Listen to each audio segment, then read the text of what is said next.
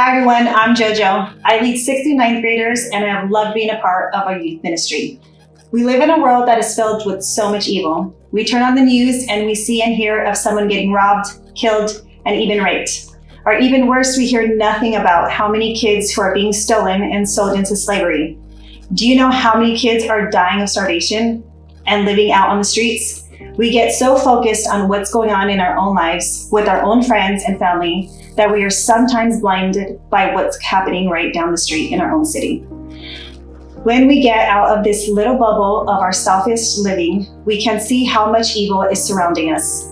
Many say, how can God be a good God, but He allows all of this to happen? But it's the same God that commands us in Psalms, give justice to the weak and the fatherless, maintain the right to the afflicted and the destitute. He knows about the evil in the world. He's not blind. He calls us to help one another, to stand up for our brothers and our sisters. We are a part of His plan to bring justice to the evil in the world because He cares that evil is ultimately taken care of. Let's think about this in our personal life. We demand justice with little things as small as when the ref makes the wrong call in our game. But at the same time that we demand justice in something that doesn't ultimately affect our lives, how many of us are willing to speak out and demand godly justice? How many of you are willing to fight for someone that doesn't have the strength to stand up for themselves? How many of us are willing to confront our friend or family member when they do something that is not okay in God's eyes? Can you think of a time that you picked loyalty over doing what you know God would want you to do? To be honest with you, I made so many wrong decisions growing up. And now that I look back at it, I wish someone would have pulled me aside and been a loyal friend and told me that I was going down the wrong path. All my friends and even my family were all too afraid, like most of us are. Everyone wants to fit in, say the right thing, and have the most friends. We shy away from telling the truth to the people we care most about because we let fear and the enemy's lies take over instead of listening to the words of God. Micah 6:8 says, He has told you, O man, what is good and what does the Lord require of you but to do justice and to love kindness and to walk humbly with your God. How do we walk humbly with the Lord and fight for justice? In most instances, loyalty is a virtue, but not when it obstructs justice and prevents people from doing what is right before God. In that moment, people want loyalty over righteousness.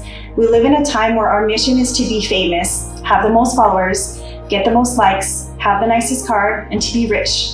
We value a false sense of loyalty because it gives us followers, it gives us influence. But shouldn't our mission as Christ followers be seeing lives changed and people reconciled to God in eternal transformation? It's not about us being known. It's about Jesus being known. We only get real change in our lives and in the world when we come to Jesus and join in on His plan for making the world good again. So how do we stop being posers and start living boldly in the way God demands us to live out justice?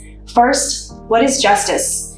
We need to define justice according to the Bible. Because of what Christ calls us to do, our sense of justice as Christians will be radically different from the world's definition of justice. Our Creator has shown us what justice looks like. He is kind, loving, merciful, and righteous. He is also holy and just. I think we hear a lot about what a good and loving God we have, but we forget to mention how He is just too. He sets the standard for justice as much as He does for grace and love. For Jesus, a righteous and just person is someone who follows His teachings. Someone who does not follow His teaching is unrighteous and unjust. We are called to do the right thing even in the most challenging moments.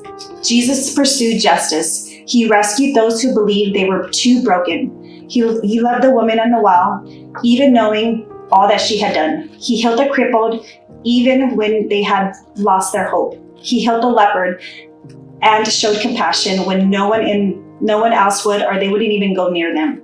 And He showed love and grace to the sinners, which is all of us, right? So if He is the example, how do we fight for the justice the same way He did? We have to acknowledge that we are weak alone, but with God, we can conquer and any injustice and any storm we're faced with, any heartbreak, and even any unfairness that we experience. Maybe your parents aren't the best. They might have left you. They might not be the best example of what Christ's love looks like. They might put you down, belittle you, cuss at you, and not love you the way that you should be loved. It's hard, right? It feels like you are alone, and you might even feel trapped and like, what's the point of even living, right? I know that I went through that in my mind at your guys' age.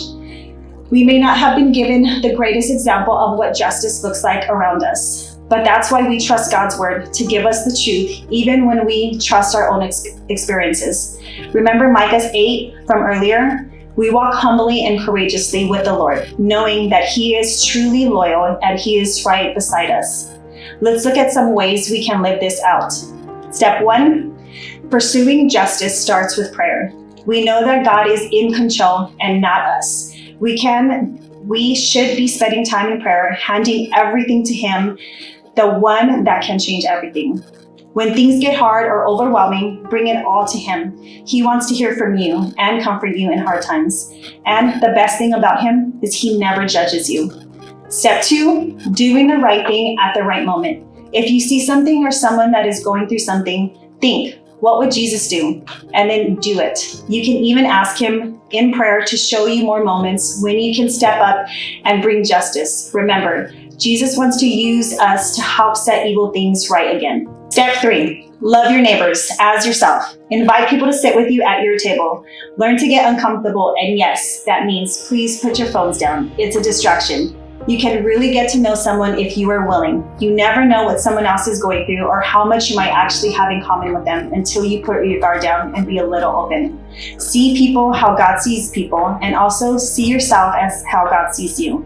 Let's be the change and fight for justice the way Jesus had demonstrated. Jesus is calling us to behave in the ways that measure up and conform with His teachings, not the teachings of the world. Doing the right thing takes courage. Do you have it?